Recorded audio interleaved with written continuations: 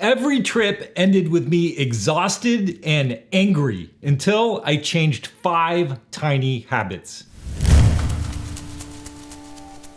So after over 100 trips through places like the Sierras, the Mojave, and the Canadian Rockies, I realized that lighter gear wasn't fixing anything by itself. I was still dragging, aching, and ready to quit halfway through my trips until I found 5 habits that made backpacking almost effortless. And every week I share more hard-earned lessons, gear, trails, and fixes I wish I'd known sooner. Hit subscribe so you don't miss the next one. All right, number 1, there's a special kind of frustration that only shows up once you're already cold, tired, and digging through your pack with numb fingers, trying to remember which pocket you shoved your headlamp into. Early on, I was constantly fumbling for stuff that I knew I'd packed: my map, compass, tent stakes, beanie, randomly buried somewhere because I didn't have a system. It didn't seem like a big deal until it started slowing me down at the worst times. So I built a simple pack organization layout that stays consistent. My top lid holds my beanie and my ditty bag, and that contains my headlamp, my battery bank, my first aid, my repair kit. My DIY side hip belt pouch holds snacks and my gloves. My compass and whistle are clipped to my shoulder straps, and my bandana is always in the cargo pockets of my shorts. My rain jacket always stays at the top of my pack, and my stove actually lives there too, so that I can grab it fast for a mid-hike coffee. And by the way, a ditty bag is super helpful for organizing all those tiny essentials. I'll drop a link to the exact one I used down in the description. Now, there's nothing really revolutionary about this packing system. It's just repeatable. And when conditions start to get rough or I'm just running low on patience, I don't have to think. I know where everything is. So the next habit completely flipped how my trips felt, and it started with the moment I crawled out of my quilt. When I first got into backpacking, I brought my weekend mentality with me. Sleep in, move slow, make some coffee, and then start the day. Problem was, by the time I'd actually broken down camp, it would often be like 2 o'clock in the afternoon, and I still had the entire day's miles ahead of me. I'd feel rushed, skip breaks, and end up getting into camp in the dark. Now, most of the time, I make it a point to get up at first light, even when it sucks. Especially when it sucks. The cold air bites, my body's still heavy with sleep, and that quilt feels like the last warm, safe place on earth. But 5 minutes after crawling out of my shelter, I'm usually just fine, and suddenly I've got the whole day open. Starting the day earlier in the morning allows you to enjoy the cooler temps, the quieter trails, and have more flexibility. I can take longer breaks.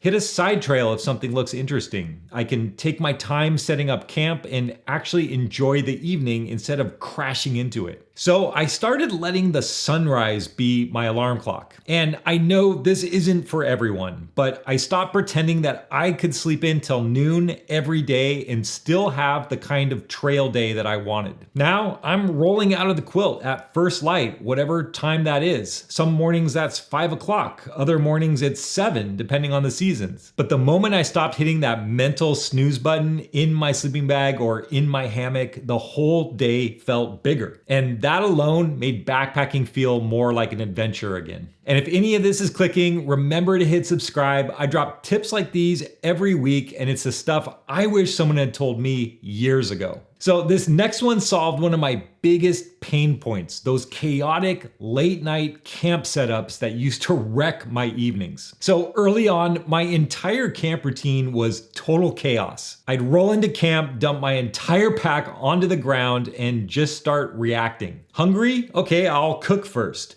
Tired? I'll crawl into my quilt and tell myself I'll grab my water later. And that later version of me a few hours later, when I'm thirsty and still hadn't gotten my water yet, not stoked. So I started building a camp routine system. After a few trips, I landed on a repeatable camp sequence that works. When I get to camp, my shelter goes up first, no exceptions. Then my pad, then my quilt or my sleeping bag. And by the way, the tent that I use is the Big Agnes Copper Spur UL2. It's hands down my favorite freestanding tent, and I'll drop a link below if you want to check it out. So that creates a clean, dry home base that I can retreat into if it starts raining, or if I just need to reset, or if I just need a place to toss all my gear. Next, I'll either get and treat my water or make dinner, depending on the immediate needs of that day. If I still have some water from the day, I'll usually eat food first. If not, then I'll go get my water so I can stay hydrated throughout the rest of the evening. And my primary rule, most days, I don't let myself sit down or relax until that core setup is completed. Because once I'm horizontal after a long day of hiking, the odds of me getting back up anytime soon drop fast. And this routine turns my camp setup into a rhythm that I don't need to think about. So the fourth one's weirdly simple, but it's the secret reason I still have energy for side trails when most people are toast. So this one didn't come from a blog or a YouTube tutorial. It came from gassing out on climbs and long stretches over and over until I finally realized something. A few small things used at the right time could give me a strategic boost on the trail when I needed it most. And by strategic boosts, I mostly mean snacks. It's tempting to mow through that chocolate bar when you're crushing an easy flat section, or drink half of your Gatorade just because it tastes good. But I started holding that stuff back and saving it for the steep grades, the late day slogs, and the part of the trail when your feet or your shoulders really start barking. And you'd be surprised how much a quick shot of sugar via a chocolate bar, candy, or any kind of small treat can nudge both your energy and your morale. And I like to think of snacks as my first line of defense against the hiking grind. However, if I'm still lagging or just dealing with a really long day,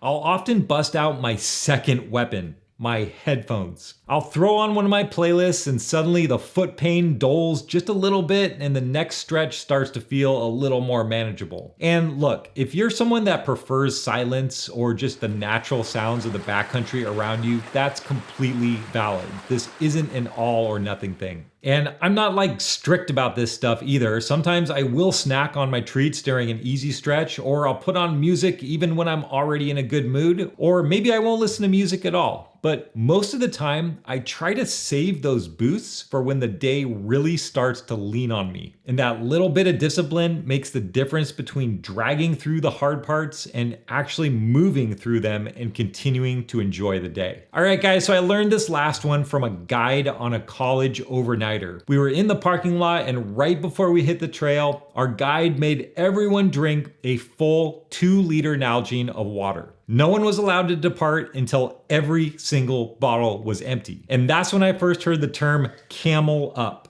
Basically front loading your hydration so you don't have to carry as much water or stop as often. And once I started doing longer solo trips, it clicked pretty fast. Water is heavy and hydration is crucial for maintaining your energy. So now anytime I'm at a water source, I drink as much as I comfortably can. And sometimes that's as much as 2 liters before gathering the water that I'm taking with me. Then I just sip what I carry as I hike. It's one of the few ways I've found to actually reduce pack weight and still stay ahead of dehydration. But the other thing I picked up from that trip guide was the idea of forced water breaks, stopping to drink even when I don't feel thirsty. Most of the time when I start dragging, it's usually because of dehydration that I don't even realize. And sipping water before I get to that point fixes it before it snowballs. Now, ultimately, most of my early trips weren't like bad or anything. They just were way harder than they needed to be. I'd end the day wondering why everything took so much effort. But once I started dialing in these small, repeatable habits, those same trips started feeling smoother. And if you want to see where a lot of my own trial and error came from, I put together a video on my backpack setup regrets and what I use now.